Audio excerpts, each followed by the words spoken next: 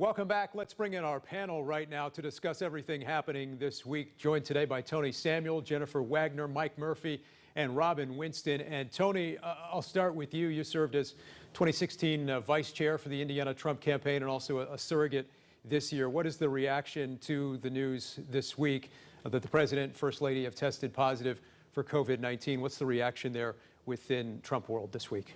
Well, within Trump world, but I think with all Americans, the reaction is hoping for a speedy recovery, wishing the best for the Trumps and anyone else in the administration, and our thoughts and prayers. And you know, the president has a 99% chance of a full recovery.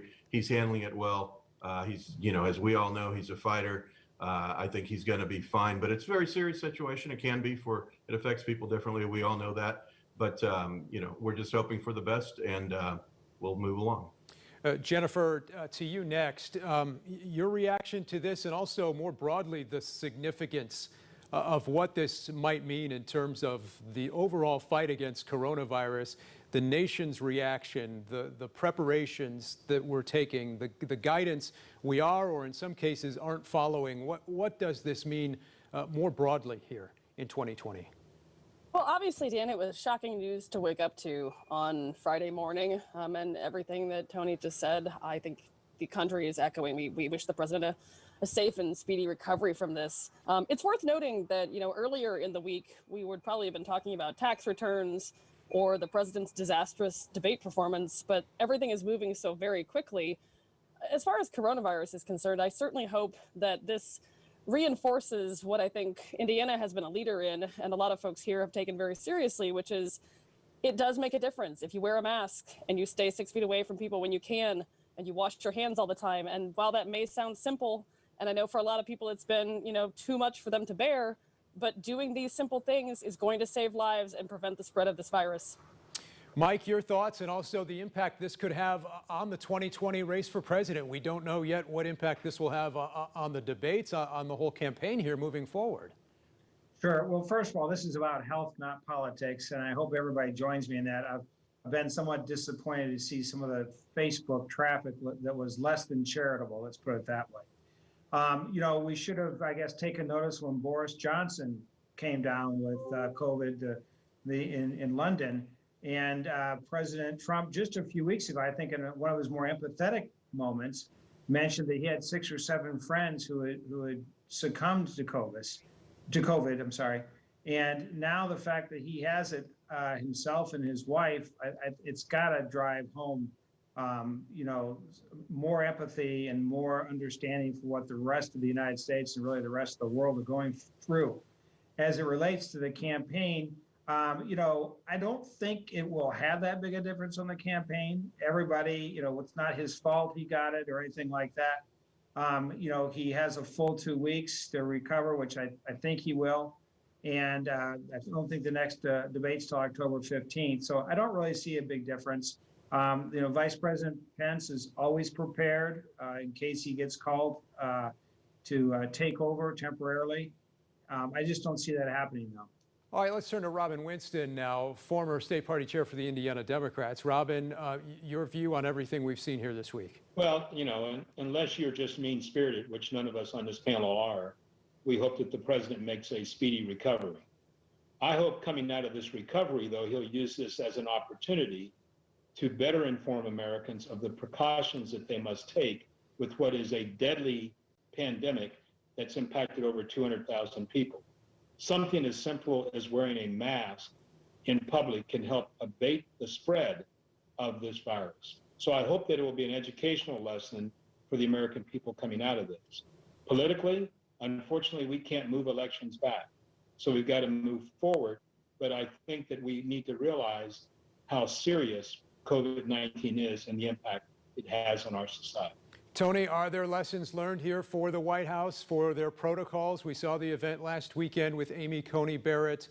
A lot of people there not in masks, including Senator Mike Lee, who now has COVID, including Father Jenkins from Notre Dame, who now has COVID-19. We certainly wish both of them the best as well. But are there lessons to be taken from all of this? Well, I think what happens is people get tested at the White House. Everybody around the president gets tested constantly. We've had over 95 million tests across the USA. So there can be a sense of that everything's going to be okay because you get tested. But in reality, you can carry this for 5 days before any symptoms show or before it shows up on a test. And we know that. It's serious. The president has always taken it serious. I got my MAGA mask here the day that the president was diagnosed with COVID. It came in the mail, but I'd mailed it. I'd ordered it 2 weeks before, and I ordered it because I saw at one of his rallies that everybody behind him was wearing these MAGA masks, and I thought, well, I've got to get myself one. He has been serious about this from the start. That's why, as I've said before, he shut off trade with China, travel from China. Back on January 31st, the coronavirus task force was meeting regularly, and in all of those meetings, they expressed the seriousness. And as Mike said, he has lost friends, and he's talked about it, and you can tell that it hits him hard. It's hit him hard when he has. So we do need to keep our guard up, not let our guard down. We need to wear our masks and social distance, and this drives it home, but it's been driven home to all of us from our friends and family. My mom is in a senior assisted living, and for a long time she had to stay in her room practically all day and had her meals driven or delivered to her in the room. So we've all got stories. I don't like the fact that people are trying to say that he wasn't taking it seriously when we know that he was and was doing all kinds of things to help the cities and the states in trouble. But back to the debate, which some of you have mentioned, Jennifer, we did hear the issue of masks come up at that contentious and controversial debate this past Tuesday night. We absolutely did. And the president was basically mocking Joe Biden for the size of his mask, as only President Trump can do. Size matters a great deal to him, whether it's the size of a rally or the size of a mask. And I think, I get what Tony is saying. I absolutely understand that some of the words that have come out of the White House have been the correct words backed by science. But it's do as I say, not do as I do. And you've seen the president on a number of occasions knocking the wearing of masks, not wearing masks, hosting huge rallies and huge events at the White House. And I think, this just drives home that there is science and there is opinion. And it can be your opinion that masks are not effective, but the science is there.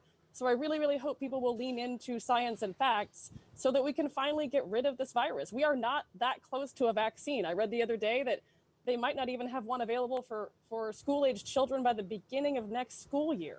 So we have to do our part. We have to pitch in. We have to do the things that are mildly uncomfortable for us so that we can move our entire country past this pandemic. Mike, are you concerned this could be the start of a larger situation in Washington there with the amount of exposure that we've seen some people be exposed to here in recent days?